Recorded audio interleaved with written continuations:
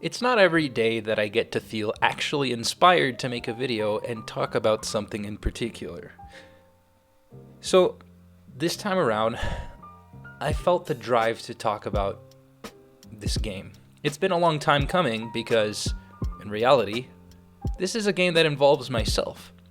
A single best of one against a relatively unknown player. In fact, I, to this day, don't really know who this player is very well. And it happened 3 years ago in my first team tournament ever, the Pokemon Perfect League. Right here. Of 2020. The very first Pokemon Perfect League. I'm representing the Moss Deep Supernovas. A team I would then go on to join 2 years later and then win the league with. Big shout outs to all of the members there. Shout outs, of course, to M Dragon and Giraffe and the managers as well. In any case, let's go back and really talk about something in particular. You see, in certain games, things can go down different paths, and people have developed schools of thought when it comes to playing competitive Mons. There are people that are firm believers of skill, and we call those people the churchgoers of button clicking. The ones that know how to click buttons aren't simply people that randomly click buttons, but there are ones that base their playstyle off of execution and knowledge of gameplay mechanics. And there are those that are firm believers of matchup, ones that decide the moment the full team is revealed that there isn't much else that can be done if they're in a losing matchup. So a matchup can determine most, if not everything, of the outcome of a battle. Now, I have always been subscribed to the idea that execution is everything. I've been subscribed to this idea for a very long time. I'm not saying that information isn't important, but even a losing matchup can be won if played perfectly. In fact, for a very long time, I've been a firm believer of the fact that if you have even a matchup that is 40-60, you have the tools to win. Like if you build as long as you don't build a team that's trash, you always have an out. I still, to some extent, believe this. But what happens when you run out of the good tools to beat somebody and you have to go through unconventional means of winning a game? This is when a game really boils down to how much of the knowledge about a game's mechanics you have over the other person. Now, I will always die on the hill that is GSC overused. That's because I love this tier. And it's because all those years ago when I was still living in Canada, I decided to trade with my best friend a couple of Pokemon cards in exchange for his Pokemon Gold. And I guess that changed me forever. So here we are. My first team tournament, this is week 2. My teammate was Bomber. Shoutouts, because I played a lot with him, and he was a fellow Italian, so it was very pleasant during the lockdown to have someone to speak to in Italian and share some knowledge. It was really fun. So I learned a lot from him. But this was all me, man. I faced this opponent, and something really weird, which I'm going to show you guys, happened. And it required me to... Some would say that this could be a good example of changing your game plan on the last minute or in the last second. Do be warned that when I say there is something good about this game, or if I'm bragging, I'm not bragging about the execution overall, because I still today make a lot of really crappy plays. That said, there are moments where you can take it away. Just in those moments where you can really change the outcome, moments that really matter, as long as you do something right. So I hope that you guys will enjoy what I have to share with you. I guess you could call it just me inflating my ego. But do be warned, not every turn has a rational explanation behind it, especially 3 years ago when I was still very inconsistent. So what team did I bring? I'm just going to say it flat out. I brought, it was either an Earthworm or an M-Dragon team with T-Tar, I believe Stunspore Executor, Marowak, Lovely Kiss Lax, Rapid Spin Cloyster, and Zapdos. I don't remember what my opponent had. Sainara, aka Sarah. She's not a GSC main. And even though I was fairly new to the scene, I was a GSC main. So I had that over her, let's say. So let's get into this. If you guys like it, be sure to let me know. So we lead off with Nada But Spores. So I was immediately a huge fan of how all of the GSC players gave their team names, their team members' names. Basically, when I'd watch SPL, when I watched Lavos face like Solkata and Gorgie and shit like that, it was just, I loved it. So I had to come up with stuff. And we got, I don't know why half of these, like what the logic behind half of these names were, but I go with Zapdos, and do be warned, I do want to spread paralysis, right? So I don't go for a second Thunder. It might have been a good idea there. I switch out Paganini. Here's my Lovely Kiss Lax, so I put Sarah's Lax to sleep. And here we are, so I set up with Curse, threaten it out. Kind of preemptive, I guess. So, yeah. Oh, man. Helpona was the manager. Oh, my God. That takes us back. He's a new player in the GSC scene, but he was my manager at the time, which is pretty crazy. He didn't touch GSC then. So, yeah. Anyways, I'm taking a Hidden Power here. And, yeah, so it's Stunspore Thief. Not something you see every day. Did I think it was a helpful move? Yeah, perhaps. I can only assume that I had Psychic and Boom, so we'll see how that plays out. Yeah, I don't Boom here because it's kind of telegraphed to go for it when you're low, and I go straight to my Nut Scorcher, which is a Fire Blast Tar. So yeah, that was the only reason why my attempt at being edgy like the SPL goons. So Sainara is clearly using a Nidogar Tar team. We can only assume Cloy in the back. Didn't bring the Cloyster in yet, which is only doing me a favor, honestly, because my execution here is I'm kind of wide open. Like, she can force me easily to switch back and forth. If she had just gotten the spikes, it would have been really easy to capitalize. But goes to Nido every time. I'm getting some damage. It's not huge. I'm not going for Earthquake predictions here, but let's see what we go for. I go for a Fire Blast. Oh my lord. Why? What am I targeting? There's nothing to hit with Fire Blast. See, that's what I'm trying to say, but that's not what we have to pay attention to just yet. But I am going to go play by play, just be rather quick. I'm going to let the turns play out.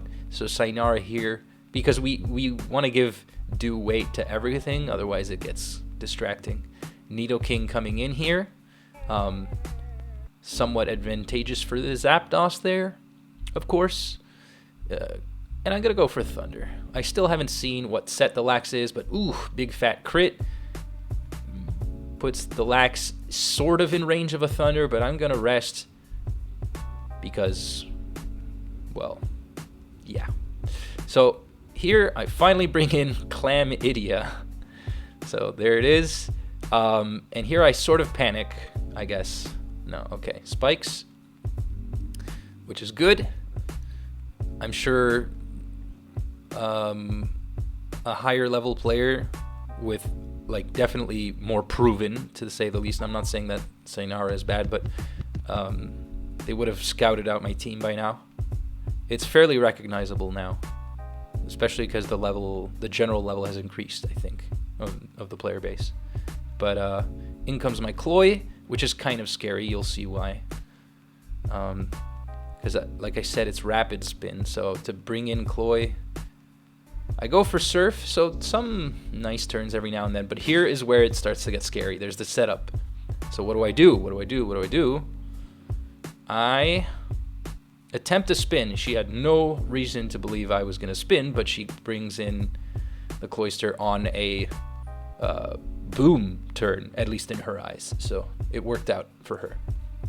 Goes for Dynamic Punch, misses, then Thunder and misses, which is good for me. Misses again. So I successfully take out the Gengar, which is wonderful. Because now my Lax is scary. And there is the Ice Beam. Probably predicting Zap to come in. Not sure if it was good of me to stay in there.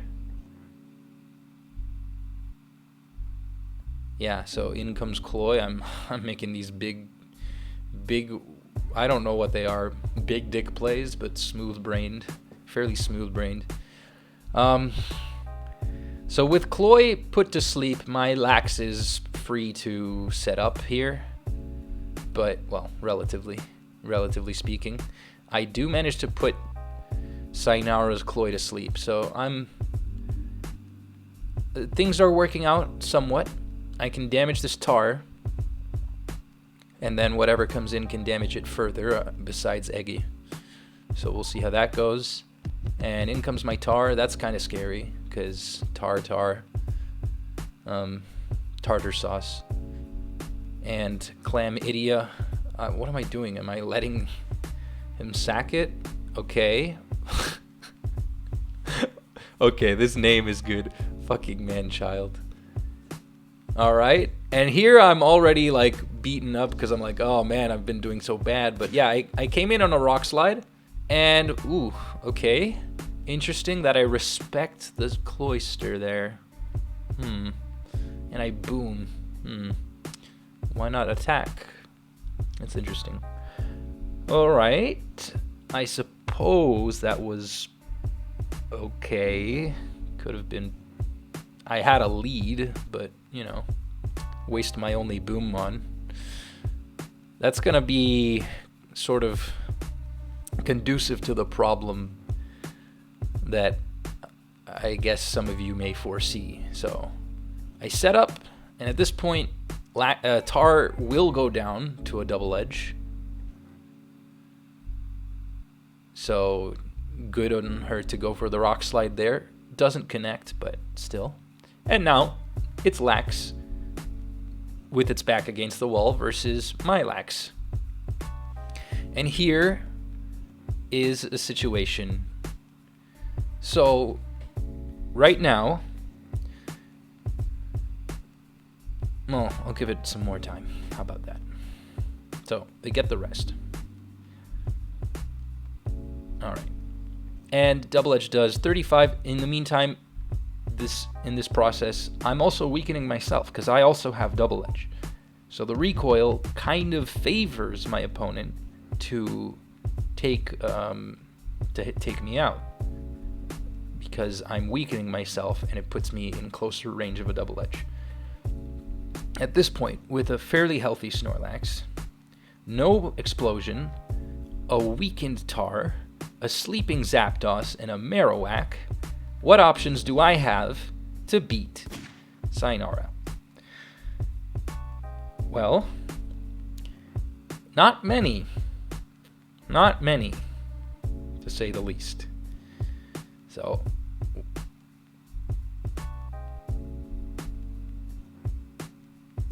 all right. So she slowly starts to set up, and I go for Tar. which is just weird.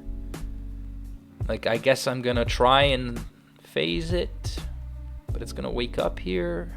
So it was a bad sequence. And now my lax is at 0.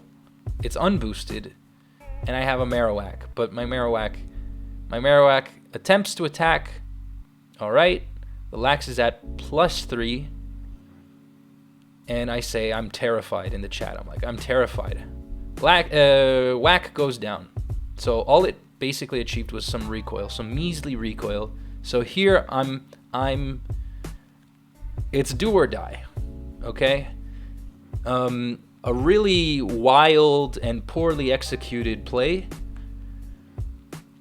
followed by this situation, because I had, until this point, assumed, all right, my lax is dead. Like, it cannot win the 1v1. So what do I have? What could you possibly do? All I have is Lovely Kiss to put the lax to sleep. And what am I going to do with Lovely Kiss if she has Sleep Talk? She could simply stall out my Lovely Kiss PP, wait for a moment to weaken me, and then keep on barraging me until I give in. So my only chance is to go for that. It seems like a losing strategy because you don't really have anything. Well, it seems like Sleep Talk is designed to counter Lovely Kiss, right? In fact, am I even going to get a chance to Lovely Kiss here? So we'll see what happens. What do? I'm at 30%. She's at +3 and basically full. So I go for a curse on turn 62. She goes for a Sleep Talk and gets rest. So that is a cue to curse again.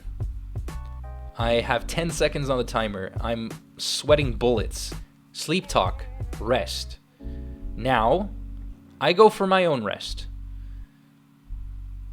So I have to withstand 2 attacks and see what happens. She goes for a curse. If she had attacked, she would have had recoil.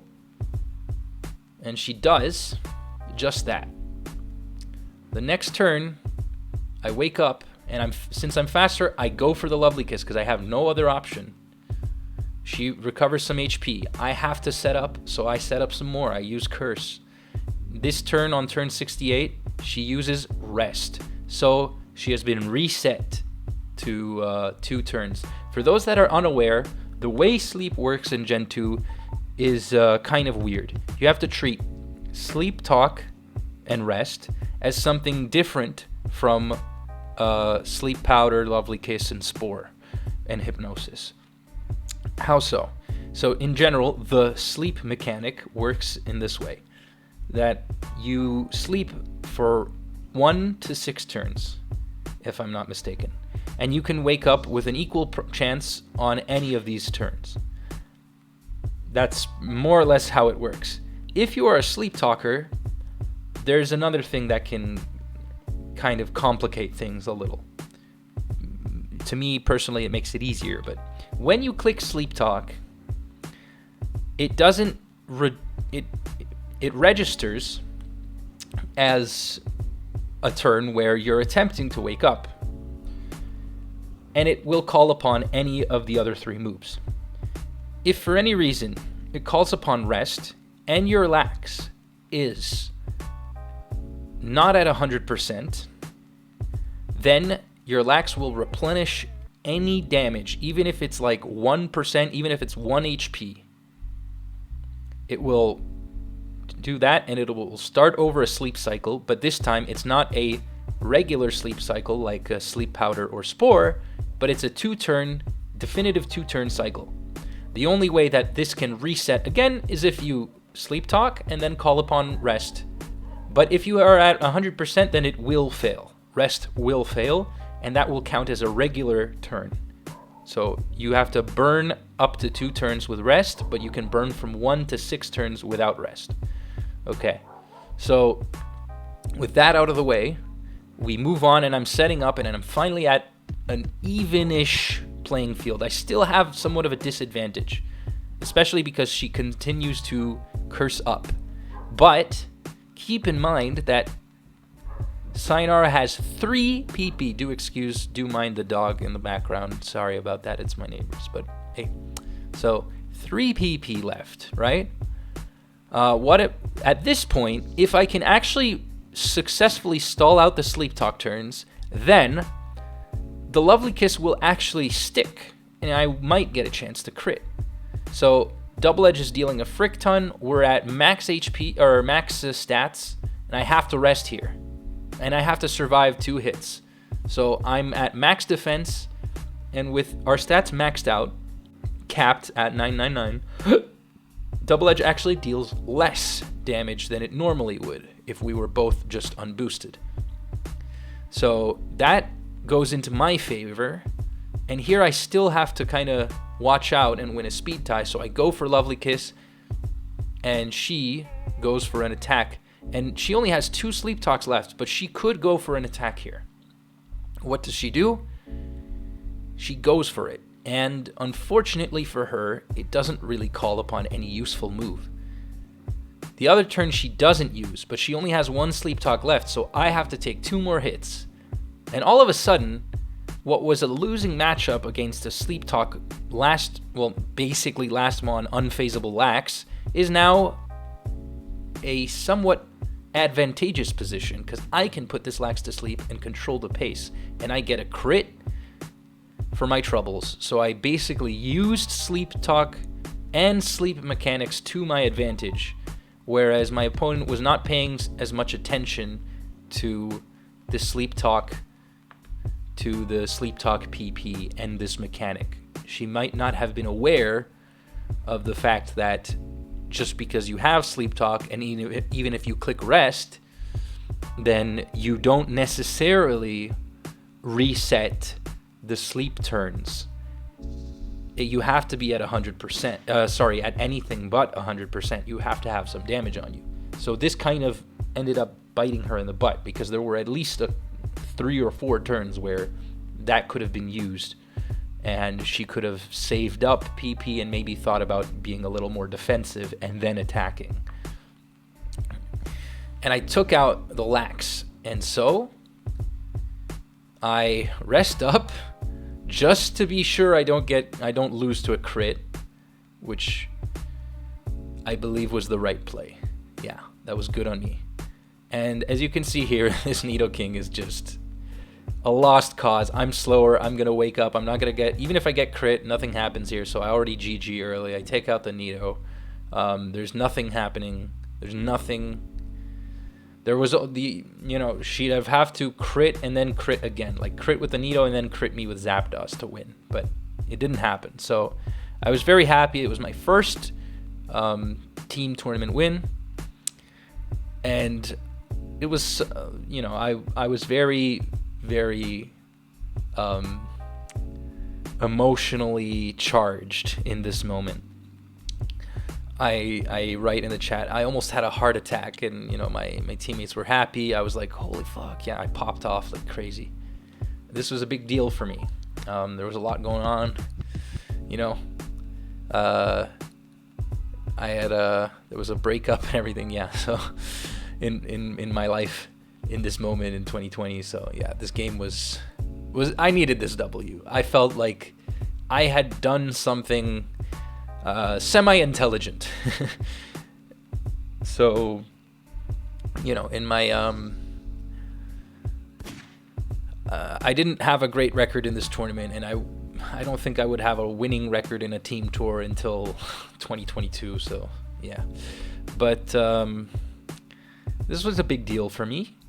This game was one of those games where I felt like despite my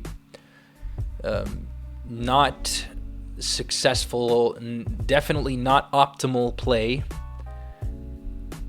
I found an out and I just took it home, or I took it to the bank, whatever you want to say.